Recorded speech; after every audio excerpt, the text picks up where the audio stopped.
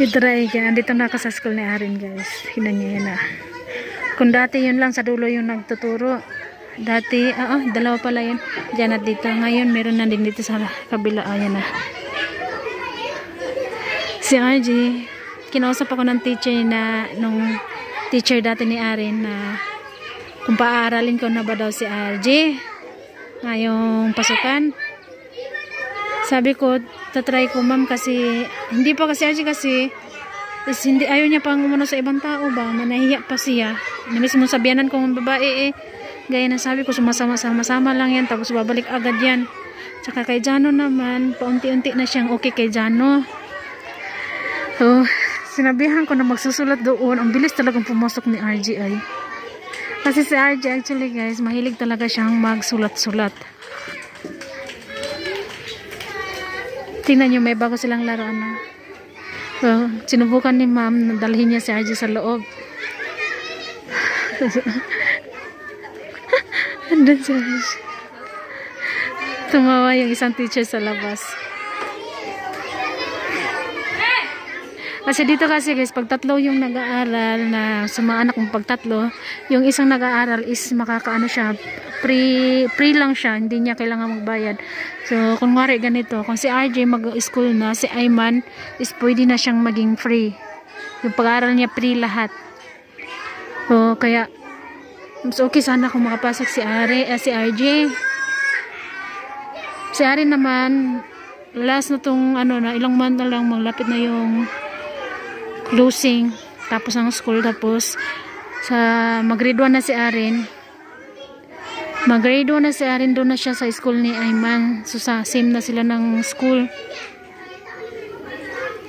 So kung silang tatlo yung mag-aaral, si Ayman yung namin sa free. Pwede din naman si Arin, pero si Arin kasi is medyo hindi pa masyadong mahal yung babayaran niya. Kay Ayman yung mahal kasi si Ayman malaki na. So, si Ayman yung lalagay namin para maka-free si Ayman. Ayan. Ito, iba na ngayon dito sa school nila kasi kung kina Ayman is may bus school, si kina Arin naman is itong tok-tok. Pwedeng tok-tok yung susundo. Ayan. Ayaw niya. Ayan, kinausap. ABCD daw sila ni ma'am. Ayaw niya daw. Pero sa bahay na ang ABCD. Mahilig siya mag-ano ng ABCD. Sige ba? Ha? Tingnan niya sa RG. Kinuha naman siya ng isang teacher.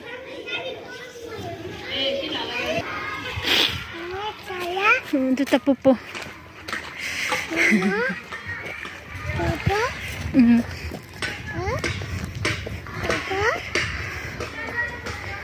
Tiste. Iksen bas ni.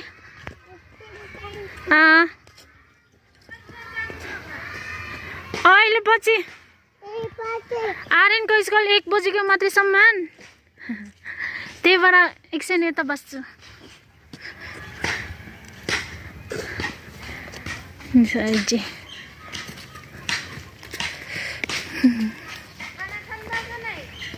Aha.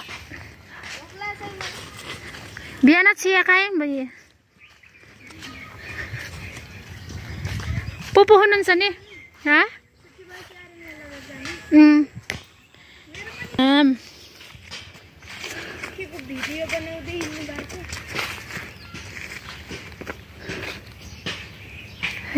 Diyan yung school ni Arin.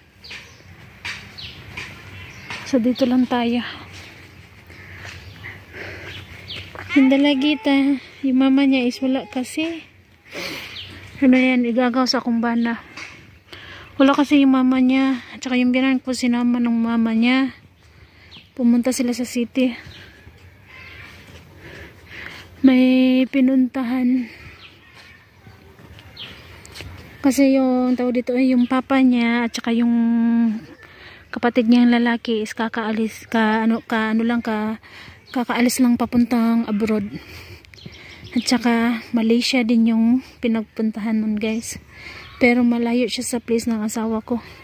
Kung saan nagwo-work yung asawa ko. Kaya Pero same sa Malaysia, Johor Bahru. Pero nag-ano ako sa pinagtrabaho ng papa niya is parang bukid, guys. Alam mo yun, tawag na farm yung ano niya, tawag doon sa pinagtatrabaho nila. Nag-aani-ani ng mga coconut oil, ganun. Tsaka ibang minsan nagtatanim. Nagpadala yung papa niya. Wala pang isang buwan yun, guys, ha. Doon kasi sa Malaysia pwede ka namang mag-advance ba.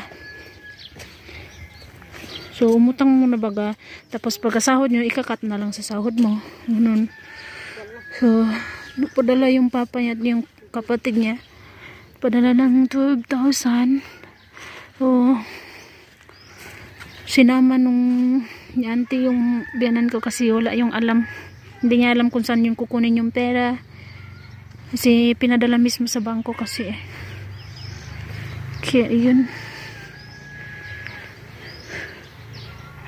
Kasi Arin hanggang alauna daw yung school niya, alauna daw kunin ko na daw si Arin, yun yung sabi ng teacher ni Arin kanina.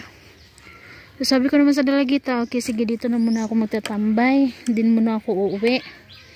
Total, sa bahay, wala rin naman akong gagawin. So, dito na muna kami ni RG. Sa RG, nakakain naman ako, nakakapilang. So, okay lang. Tapay ko, yan sa, po po? Tinay yung Dania.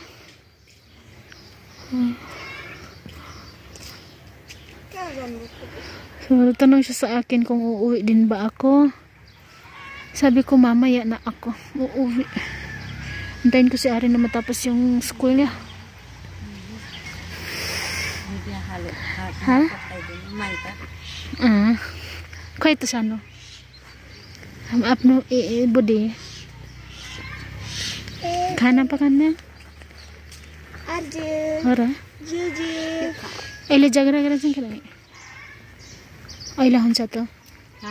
Jaga-jaga dinan. मथे नहीं तो कहाँ जाने बता झगड़ा भर है तो सुनने जानते तो धन्य थे झगड़ा भर है मैं नानी घर गया थे नहीं जो और दूसरा ने किला सादा या ए हो खाना खाए नहीं अहिले पछि बक्ला छैन चिया खायौं त्यो त tingnan nyo, dito din may handa din silang ano nila, pangwalis. So tingnan nyo guys, yung kadalasan yung ibang bahay-bahay talaga dito, yung style ng ano nila is ganito. Ayun guys, uwi na muna kami. Naubos na itong gulay na ganito. Ano dyan?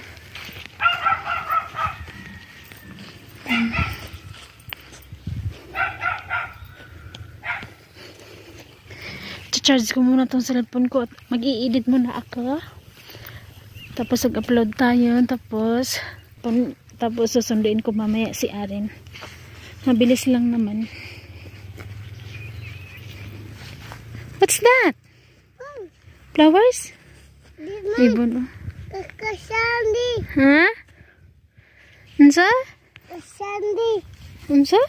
Kasandi. Karang man sa te.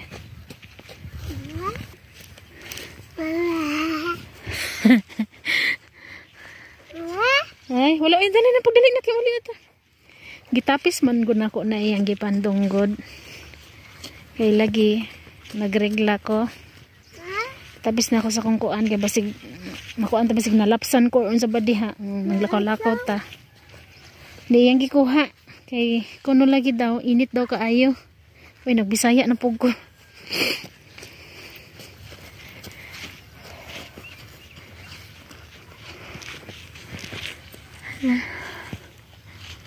Tahimik. Malapit lang naman yung school ni Arin. Kaya, don't worry, wait na muna tayo. Tapos babalik ako doon mamaya. Tingnan nyo yung ginawa ni RG. Unsa naman kain tandong? Ha? Ha? Tara na, alik na ta. Ang kulita.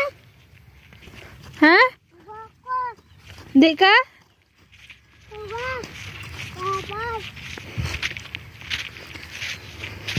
Tignan niyo sa likod ng bahay namin guys. So, ang dami na namang lumalabas na bulaklak ng mustard. Sobrang ganda. Mamaya mag-picture kami niyan. Diyan mamayang hapon. O di kaya bukas. Kasi bukas is Sabado. Wala naman pasok yung mga bata bukas. So, yan. Iigib sa atin ng tubig. So yun guys, hanggang dito na lang muna po. Mamaya po ulit. Bye bye po everyone. Thank you for watching po guys. Bye bye. God bless us all. Bye bye.